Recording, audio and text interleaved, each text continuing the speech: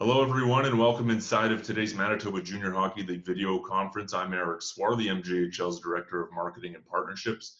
I'm pleased to be joined by three head coaches from across the league.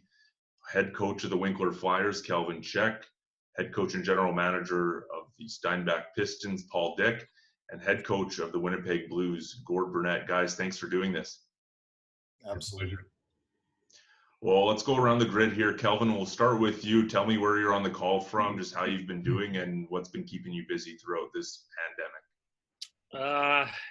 Well, I'm at my house back on the coast in BC. So I've been keeping busy the last week by driving across the country with a couple dogs in the back of the truck. And then other than that, it's a lot of planning and getting ready for next year and trying to get organized. I think I've planned every practice until the end of December. So totally won't change that the very first day that I get back. And then, there's lots to do, self-development, things like that. The NHL Coaches Association puts on these awesome webinars that you can just hop on and you can watch. And, so there's lots to do and lots to learn and whatnot. So, yeah, that's what I've been doing. Paul, how about for yourself? What have you been up to? How have you been keeping busy? Well, trying to plan ahead, I guess. Some of the things that we're doing this month are things that we're often doing in June.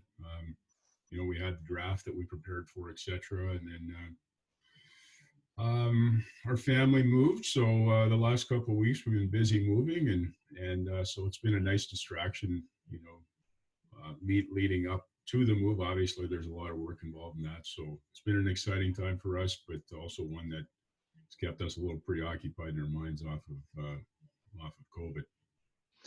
Gord, how about for yourself? Where are you at right now, and what have you been up to?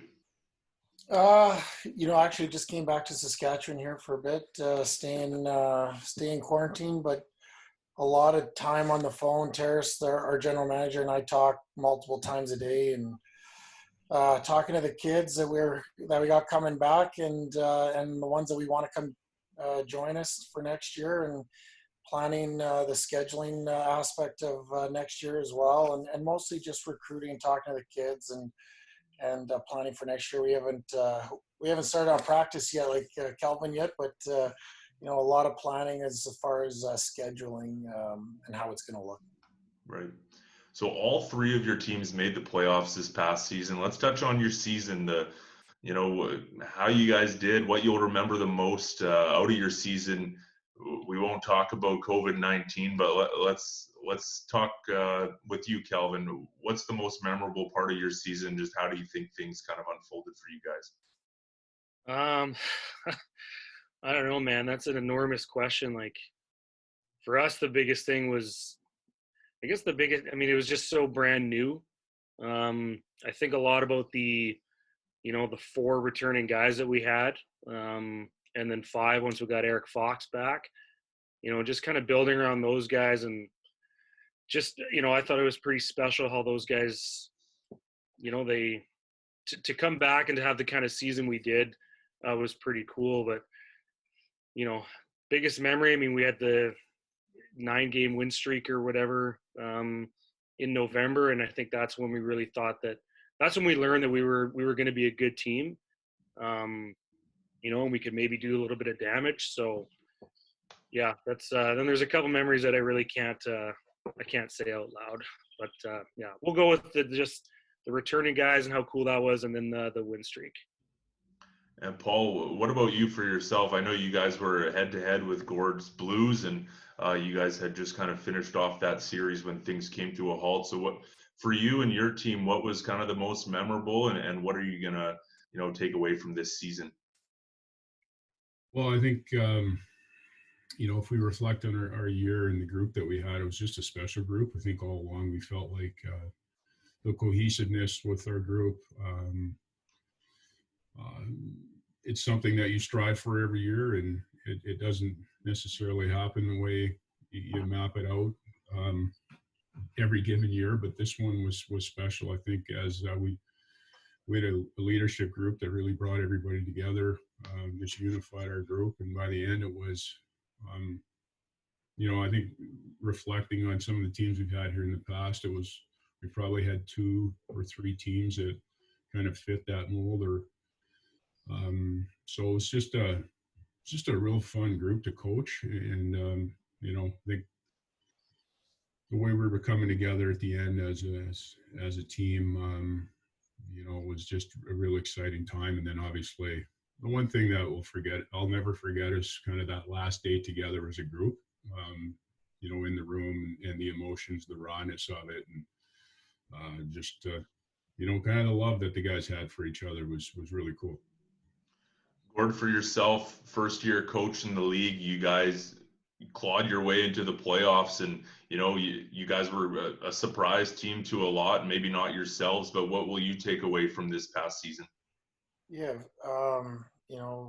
even when I talked to you earlier in the year, and we touched on it, just the kids, we had a really good group of kids that, they became really good hockey players. They did a hell of a job. Like, when I think about the season, I think about what we were at the start of the year, and what that looked like our first 10 games, to what we looked like at the end, that last month, how well we were playing. And there was a 9-game run there in November, December that was real special too. We weren't really at that caliber, but we were playing some real good hockey, and we were buying in.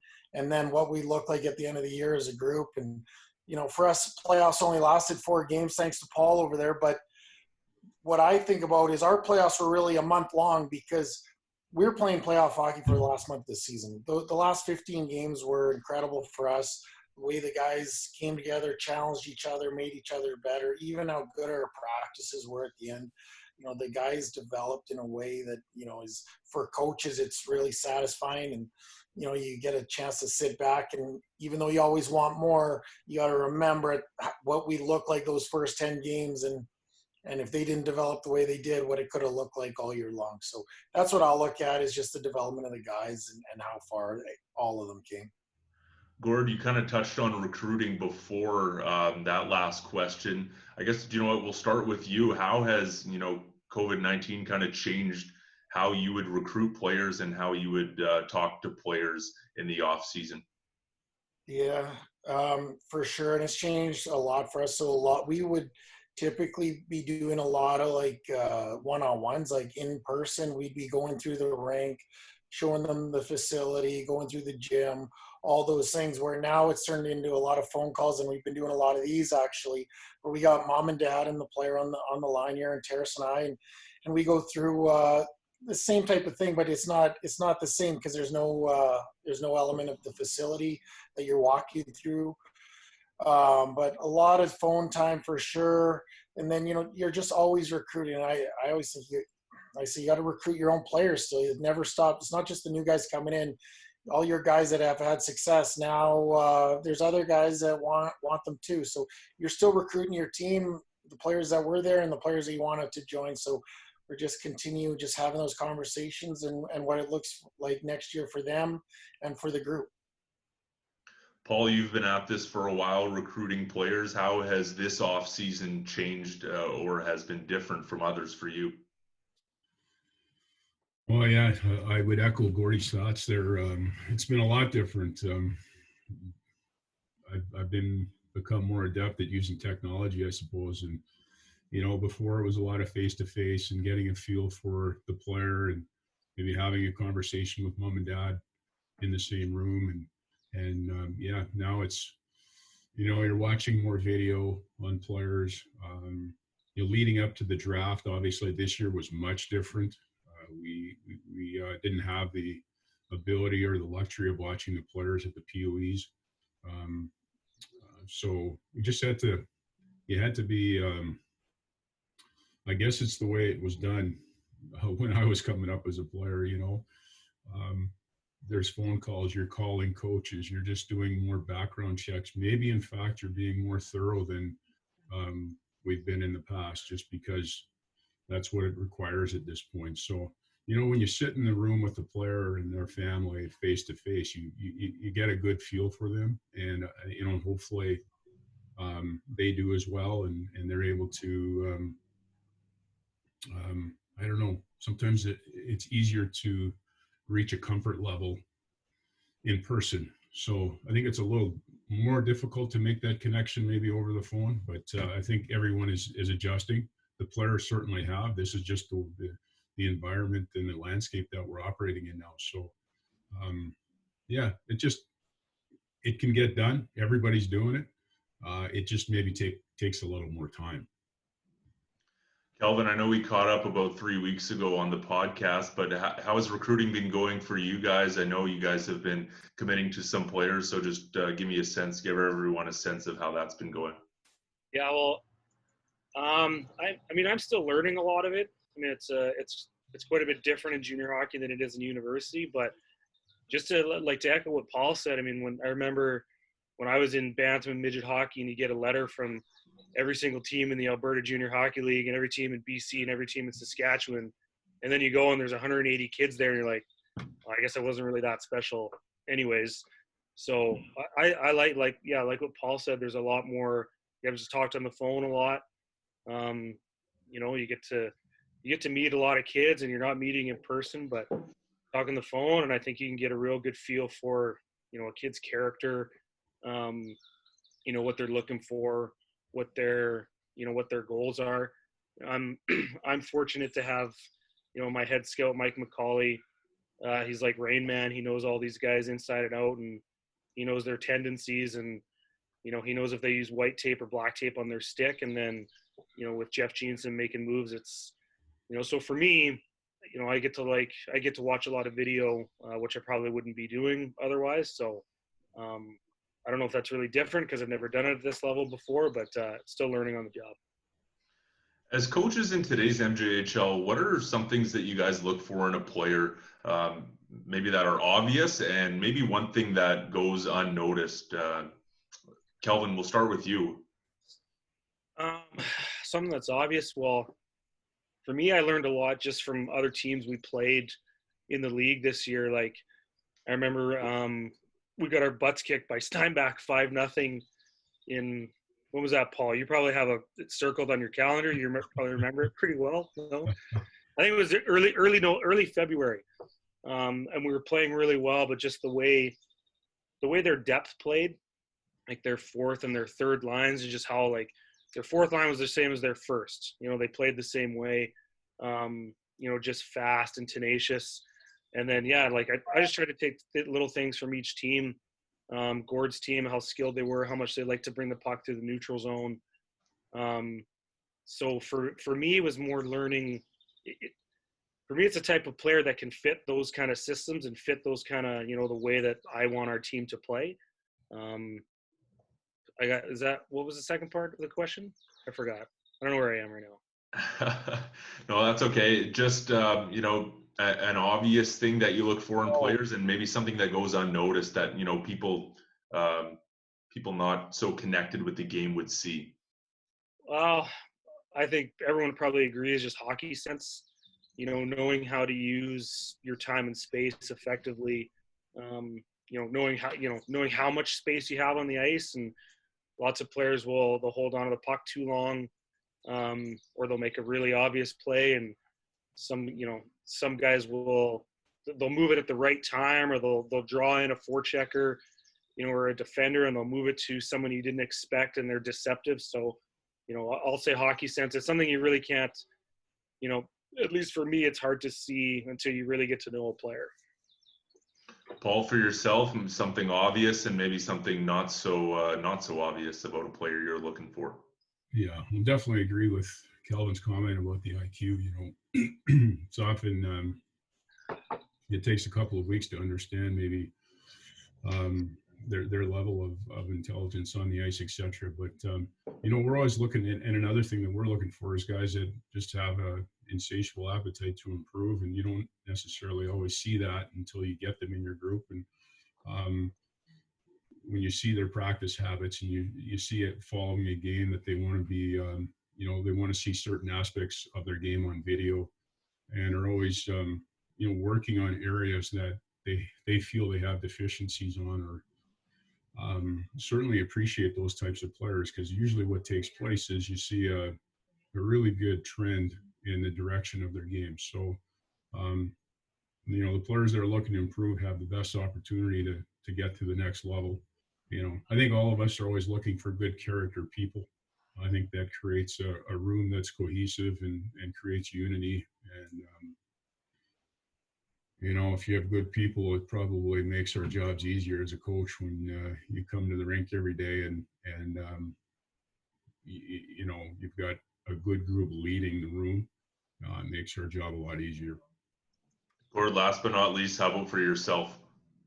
Well, I think the guys covered it, but when we go out, for coaches, we get limited views of some of these guys. So the first thing, that you can pick out right away for us is we want guys that compete, guys that are winning battles and races. And that plays into like a lot of what we talk about all the time, just our habits and our details. And those are the obvious things for us. And, smarts, I think for coaches, it's a little bit, everyone likes something different. But so when we go out, that's what we're looking for, especially in limited views for me on the young kids. And then the maybe noticeable stuff, I think was the last part of the question is, I think a lot of that you get from talking to people around the player and, how does it work in the game? The rate, the two things that it takes to be a real great player or have the chance to be a real great player. It's tough to see, and it's the rage to master, guys that are going to work at their game and want to be great at everything they're doing. And then the second thing is the ability to learn quickly. Well, you're not going to pick that up watching the game, but talking to the people around that player, talking to their coach, if you can get those two things and find out those two things about the player, I think, now you're onto a player that you might want to bring into your organization. So those are maybe the unobvious things, but the obvious things I touched on first are just, we really want guys that are going to compete. There's things that come along with players that have a high competitive nature, but I'm willing to deal with that because I think it's a lot easier to try and rein them in than to get them going. Paul, this one's for you. You've been able to advance, handfuls of players to the NCAA Division I level. I know you might have touched on what you're looking for as a coach, but what are those coaches looking for out of players that are coming into, that Division I level? What do they need to have to make it there and then have success at that level?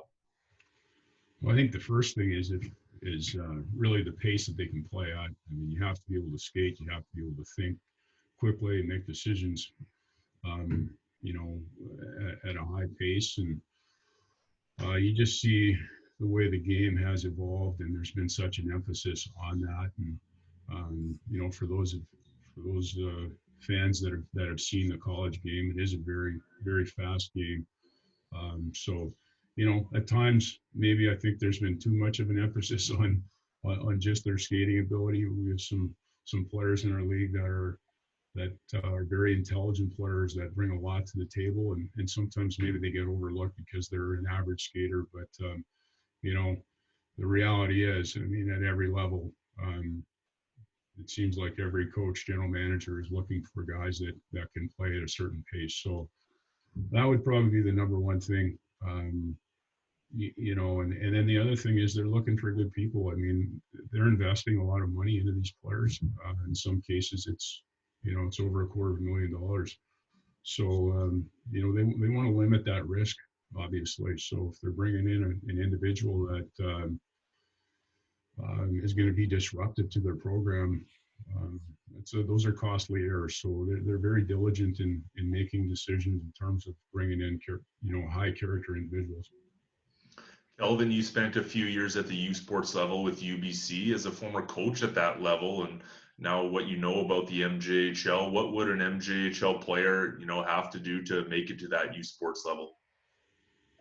They'd have to have a good English 20 mark for sure. So we have a goalie, Dorn Luding, who's going to school at UBC. Just the school part of it, and he had like an 85 average, but his English mark was 67. So the day before a playoff game, he was doing his English upgrade in my office, and he's pretty pumped. He got like 94%, and he's still like, I think I'm gonna get in. So those are the the Western League guys or the major junior guys. But then our league's pushed on. There's a couple guys going to the University of Manitoba. that level of school at Canadian University, it's very hard to get in. You know, you have to have good marks. A lot of schools do personal profiles now. I know UBC did, where you have to write basically an essay on what makes you a good person and why you know, can contribute to the society and be a good citizen at the school. Never mind the hockey whatsoever. Like, it's the school that drives the bus now. Whereas I'm learning in NCAA, you know, it's hockey first, school second. So yeah, being, you know, just like the stuff we talk about and Gordy talked about with character, you know, at our level, that's what, you know, that's what Canadian University is looking for as well. And then, you know, and yeah, I haven't even talked about hockey. It's beneficial if you're a good hockey player too, and if you can play at that level. And, you know, a lot of those guys are ex-major junior guys. And, you know, we have an alumni, Mitch Dyck, who's playing at the University of Manitoba. And, you know, this guy's 6'4" and weighs 250 pounds, and he's just raw muscle. He's 29 years old. So, you know, you need to be able to compete against bigger, stronger, faster players. And Gord, you spent 4 years as an assistant in the Western League for Kootenay. Same question goes for you for kids looking to make that jump from junior A here in the MJHL to major junior. What do they need to do, and what are coaches looking for? Yeah, it's really, the difference is the commitment level. I think that, you know, they got to remember, like, a lot of those teams practice every single day, including game day. And sometimes on practice days, if they practice in the afternoon, they'll even have a skill session in the morning. And where our schedule is just a little different, where we practice once a day, and on game days, there's no morning skate. So they got to remember that, you know, if they think they're the hardest working guy in our league, there's guys that if they want to steal someone's spot in the Western Hockey League, that they got to be doing the extra that we're not pushing them to do. Like we do, we already practice, work out, play, and do the mental stuff, but there's more to it, and guys that are already there are doing it. So there's a commitment level that they got to compete at their sleeping and their nutrition and all the extra things that go into being a hockey player, watching games at nighttime, in their spare time. They need to understand that those are parts of what everyone else is doing, and that there's millions of kids that want to play in that league and move up as they move on. So I think those are the things that guys really need to know when they're young players, that just because they might be the hardest working guy of the 23 in our room, but there's a lot of other hardworking kids out there doing more than they are. So they got to just remember the commitment that it takes to move up. And then as far as just specific to hockey, it's just about compete. Are they willing to compete, go to the hard areas, and just work at their game every single day of the week, every day, breathe it, eat it, sleep it. And if they're willing to do that, you know, there's an opportunity in the Western Hockey League for them. So you three were selected to coach Team MJHL that was supposed to head to Sochi, Russia here in August for the Junior World Cup. Just, you know, Kelvin, I know I talked to you about this, but just how exciting was this opportunity going to be? Have you guys ever been to Russia? And just maybe let's just talk about just how the selection process was going and how all of that was unfolding. Paul, we'll start with you. Well, for me personally, I had never been to Russia. I've been to the Czech Republic and some of the surrounding countries, but I mean, I was excited. Obviously, it's a special opportunity. I spoke with some of the staff that represented Canada last year from Alberta. It's just, you know, once in a lifetime opportunity. It's just an incredible opportunity for the players. So, yeah, needless to say, I think probably speaking for Kelvin and Gord and supporting staff, everybody was disappointed, no question. I think it was a couple of weeks on our schedule that we had circled, and so Kelvin, that's the only date that I had circled on the calendar actually, or highlighted. But yeah, and then, you know, for the guys, I really feel for we hadn't selected the team yet. We were going through that process. We'd had some conversations identifying players that we felt would represent us well. So there hadn't been a lot of contact made in that regard. And I know Kevin Surratt was working extremely hard on this as well. But I think some players in our league knew that they would have a really good opportunity to be a part of this. And so I know there's guys out there disappointed for the players that won't be a part of this next year. Obviously, we're hoping that us, three of us, the staff, can do this again, or have the opportunity to do it for the first time next year. But I know some of the players will be different. It's going to have a different look than it would have this year. Gord, what about for you? Have you ever been over to Russia? I've been over Russia. I went over, I was over in Europe a year ago doing some scouting for a guy, and even just some of the, I guess, Eastern Bloc countries, it's so much different. I think it would have been great to get to Russia, to see that country, to get to know these two guys a lot better, and the players in the league. And then, the game is a lot different when you're playing on big ice and against different countries. So I think it would have been a great experience. Just like Paul said, you don't know what's going to happen, but if we get the opportunity to go next year, I think, maybe it's an opportunity and an advantage for us to know going in to the start of the year that, if that's the way the league were to go, and I don't know that, but, all of a sudden we have 60 games to, really zero in on the guys that we like. We want to know, everything that we possibly can about, and maybe even do a better job than we would have this summer of picking the team. So maybe it's an opportunity to be better next year if we get that opportunity again. So try and look at the positive of it. But no, I haven't been to Russia. I'll have to go hopefully next year, but time will tell. Kelvin, what about you? Did you have your tourist map of Russia ready to go in the Sochi area? No, but I'm going to do that now. If we go again, the three of us are going to walk down the street.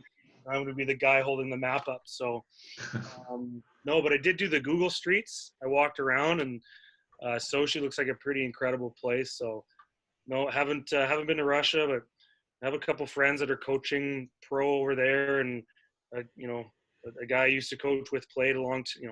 Kevin Surratt played over in Europe, and Russia's its own thing, and it's its own. It's its own planet. So I was really excited to see it and see the caliber of hockey we were going to go up against. And, it was just really exciting to get our league out there, and the coverage of it would have been great. And, it would have been awesome for our league. And so, yeah, I echo what these guys say, hopefully we get the chance to do it next year. Gord, we'll start with you on this one. Who's maybe a player on Paul's roster from this last season, or Kelvin's roster? Well, actually, let's go with one of each that maybe you like watching on a nightly basis and that you appreciated as a hockey player. Oh, I really like Carter Lamia. I think he's a special player. He's got a bright future ahead. And for me, he's got some real good skill, real high skill level, and then the way he competes, he's a little bit of a smaller player, but he competes so hard. He doesn't shy away from going to anywhere on the ice, challenging guys on our team. I noticed that a lot. And, I talked to Paul a lot about him. We had him in Calgary. I love the kid. I think he's got a bright future ahead, and it starts with his skill and his compete for me. And then, on Kelvin's team, I really enjoyed Bergen. As a defenseman, we don't have many of those types of defensemen in the league. He skates really well. He jumps in the play a lot. He wasn't afraid to lead the rush. As a defenseman in our league, I think I'd go out on a limb and say he's one of a kind in our league for sure. And he's a defenseman that I'd like to have a couple of on my team. But I really enjoyed both those players from their teams. Paul, how about for yourself, one player from each team? I enjoyed Loney as well, by the way. I'll start with Kelvin's team. Bergen was the first guy that jumped to mind. I mean, he's special, just his mobility and, to have that type of a defenseman. He's what every coach is looking for here in 2020 on the back end. So, one guy there that I really liked was Griffin Leonard, and just the grit that he brings and his level of compete. And it's just a hard-nosed game that he brought every night, and brought some fire and leadership. And, those are the types of guys that you win with as well. I think on Gord's team, I really like Joss. just like he's the player that you know what you're going to get from him every night. He's got some sandpaper, he's got some pace, he's got a knack for the net, and just brings a little bit of everything. I thought often he was a guy that drives a line, and didn't have him, but a little bit of a glue guy. But at any rate, the guy that we noticed every night when we played against him, and just his level of compete. And Gordy spoke about compete the other, a couple minutes ago. So, I think him and Griffin probably have some similar characteristics. Kelvin, last but not least. I think for Winnipeg, it's tough. There's two guys it's tough to choose from. I really liked Cooper Hatfield. Just the way I think it was October, something like that. I think we had 60 some shots. A very young team, and to have Cooper back there, and I got the pleasure of working with him at the showcase as well. And I loved his mentality, and I think he's a real up and comer. But so yeah, him and Braden Foreman. Foreman just seemed like just such a good two-way guy and really high-end offensive skill, but good in both ends of the rink. So, sorry, I'm cheating. I'm going to pick two for you, Gordy. And then from Steinbach, again, there's lots of guys to pick from, but I think I'll go with Declan Graham. He's just such an absolute boss. Like when he's on the ice, he looked like he was in control of all 10 guys that were on the ice. Real good, huge right-handed defenseman, and obviously a good leader. Maybe not the flashiest, but we talk about hockey IQ, and for me on the other side, I mean, Paul, I'm sure you wouldn't disagree, but he just seems so smart, and could move things around on the ice, and it was like he was just relaxed whenever you were in his zone. So yeah, I'll go with him. Well, just a couple more questions here for you guys. Just plan for the rest of the summer. I know there's some restrictions in some provinces that are starting to lift. I guess all three of you guys are spread across the West here. So Gord, we'll start with you. What do you got going on for the rest of this summer? Any big plans? Anything else going on? Besides Terrace and I talking every couple hours every day, continue to recruit the team, plan for next year, try and do some professional development like Kelvin was talking about. Some of those webinars are pretty good. Stay up on those, and then try to relax a little bit, visit some family when we can. Other than that, it's going to be a different summer. Like I'm really a little bit lost. Typically I'd be doing some camps, doing some seminars, visiting some hockey guys that we get together and go over some stuff. So I'm, hopefully do a little bit more reading. It's a little bit slower summer, so hopefully some reading for me and try and get better. But some relaxing I'm hoping to do, I guess. Paul, how about for you and your family? Are you guys close to being settled in your new place? How's that going? And what does the rest of the summer kind of entail for your family? Yeah, we're getting there. We've had some time here. Obviously, the evenings are the biggest thing. We have freedom now, right? None of our children had activities, so it seems like you come home from, I've been fortunate. I've been in the office, but coming home and getting things done at the house. I have a fence to put in. I've got a deck and a pergola to build. So I have a few activities planned. We as a family, we were going to Nova Scotia this summer, which has been put on hold. So that's a little disappointing, but you know what, we're fortunate we've been healthy. So we were just looking forward to spending, some time outdoors and my wife and I getting out on the golf course periodically and then, yeah, building for the fall. So I think, just like the players, I'm excited. I'm probably going to be as excited as I ever have that first practice when we step on the ice. Kelvin, how about for you? You're sitting out front of your cabin right now. It can't be a bad place to be sitting. What's on deck for you the rest of this summer? Well, I actually have a gigantic pile of construction garbage just outside of the frame, so I need to pick all that up. But yeah, just kind of get the cabin, my cabin finished up, and then my goal this summer is to read about other sports. Gone through a couple books right now. This Bill Walsh, who's the coach of the San Francisco 49ers back in the day, and then John Calipari, who's the coach of University of Kentucky basketball. So, my entire life has been all hockey and nothing but hockey, and I honestly couldn't tell you the rules of basketball and football. So most of this stuff, it's not actually like it doesn't matter, what the rules are. It's about coaching and leadership and stuff like that. So those, that's my goal for the summer.